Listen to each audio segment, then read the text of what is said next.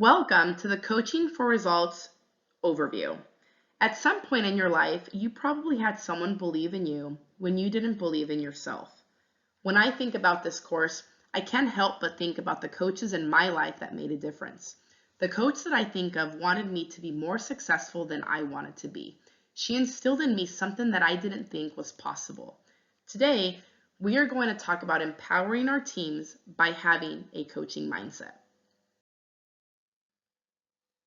Our course objectives for today are: understand the difference between a coach and a manager, apply a coaching process that produces results, and learn to use active listening techniques to master effective communication.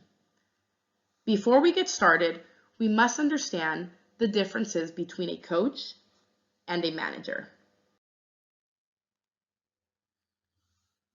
One has to do with directing, the other has to do with teaching. In business, we have to be both coaches and managers to lead effectively. We need to know when to wear which hat. Managing involves a more directive, task-oriented style that should only be used under certain conditions. It usually produces the best results in a crisis situation when someone has never done the task before or when they have little or no confidence in their ability to get it done. Coaching works best for developmental purposes, especially when you have a team of competent professionals already performing at a reasonably high level. Coaching is based on the needs of the employee. But how do we coach our employees if each of our employees have different needs? Well, the first thing that you need to ask yourself is, well, what are their needs?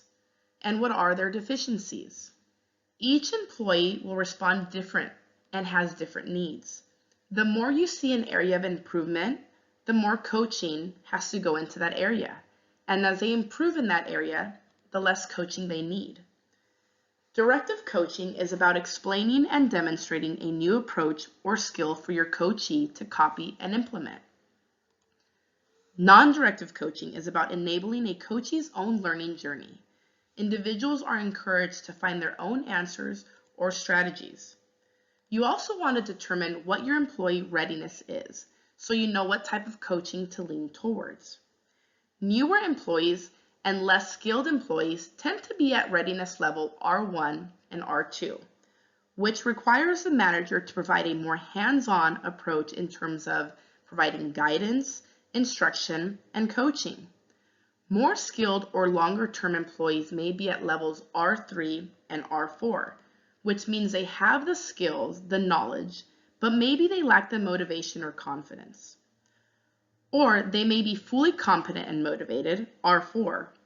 In these situations, the manager may need to partner with the employee to better understand any motivational issues or delegate to those employees who are fully motivated and able to do the job. To help us understand the different coaching types and the employee readiness scale, let's look at the following diagram. Directive coaching is telling someone what to do and solving someone's problems, whereas mentoring is showing and experiencing and also offering that guidance. The non-directive is asking questions and helping another solve his or her own problems. That's where the coaching comes in. Now, once we have determined what coaching approach we need, we are now ready to have that sit-down conversation with our employee. The process that we're going to use today is called COACH. In order for you to remember, we have made an acronym that is easy to remember. Connect, observe, address, coach, and hold accountable. Let's go through different pieces of the coaching process and let's really understand each of the different elements. Connect is our first element, and when we are having that coaching conversation, we wanted to build that rapport. Ask the person how they are doing, how their day is going. Find that common ground in order to get that conversation started. Most people come into a conversation and they could be nervous, they could be scared. So it is our job as the leader to build that rapport so that we can have a very productive conversation. Take that time to build that rapport. Once you've connected and built that rapport, Let's go into what we've observed in the coaching conversation. Why is this person here to begin with? What did you hear? What did you see? What behavior or process has to change? These are things that we are going to have a conversation about. And once you have pinpointed what you heard, what you saw, and what needs to change, you are having that discussion with your employee. Now we go into address. Now we are addressing the area that needs improvement. Now, in order to get that buy-in, we suggest that you use something like, may I make a suggestion for you? Or how about you try doing something like this? In order for someone to make that change, they need to have that buy-in and they need to be ready to receive that feedback. So addressing the area for improvement by using these two different techniques could help the person understand what behavior or process needs to change. Now we are working on to the next stage, which is the coaching stage. Now that we've identified what behavior needs to change, you want to go ahead and give that person a specific action that you want them to do. And let them know if they were to change that specific action, what benefit is going to come from that action that needs to be changed. And in this process, you want to be as specific as possible. So for example, let's say if the person needs help taking notes or capturing action items, you want to tell them specifically how to do that action. And if they were to specifically change that behavior, then the benefit of capturing action items or notes during a meeting would lead to better discussions or better follow through after that meeting ends. Now, the last step, which is a step that I see a lot of people miss, is you want to hold that person accountable. And I always say that reinforced behaviors become repeated behaviors. So always end with encouragement. Put something on the calendar. Hey, let's discuss your progress in 2 weeks. I want to see how you're doing. Or let's touch base weekly from here on out, so that that person knows that whatever discussion you're having in that conversation, you are looking for them to improve and that you know that they're going to improve. And always end with that encouragement. These are some tips to help you during this coaching conversation. We've also included some really good yes and no questions for that checklist before you have that coaching conversation with your employee. And what you want to do is, before coaching the employee, you want to turn any no's that you have on this list to yeses, so that you know that you're fully ready to sit down and have that coaching conversation with your employee. Some of the questions are, have I observed the employee doing their work? Yes or no. Have I set clear expectations? Have I set clear expectations of performance? The employee has had ample training. I have spent adequate time with the employee. The employee has the resources needed to do the job. I have provided the employee ongoing feedback.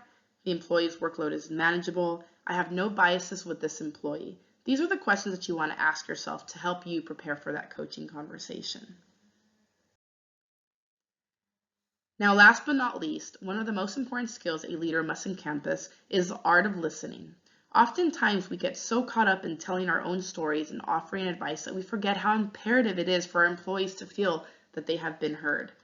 We can do everything right with our coaching conversation, but if we aren't truly listening to our employees, then we're not going to get really far. The greatest sign of respect you can offer to anyone is to actually listen to what they're saying. In order to become a better listener, you need to be aware when you are listening and when you are at these different levels. Level 1 focuses on you and the voices in your head. Level 2 focuses on the other person and understanding. And level 3 focuses on the energy and using all your senses. When you listen at a level 3, you're getting a feel for what's happening and using all your senses. Level 3 draws upon the energy of more than just the words. It uses body language, tone of voice, noticing what's going on, and just feeling the room. Listening to the bigger picture in addition to the words makes you really feel the energy in your team, and also it's going to help you with that coaching conversation. So the next time that you are in a one-on-one meeting or you're observing something, really observe what level of listening are you at and really be in the moment. And if you're at level 1 or level 2, what can you do to be at that level 3? This is the conclusion of our Coaching for Results segment. I hope that you all enjoyed some really good tips that will help you in your conversation, and always remember to listen to your employees, and I wish you lots of success as you coach your employees to success.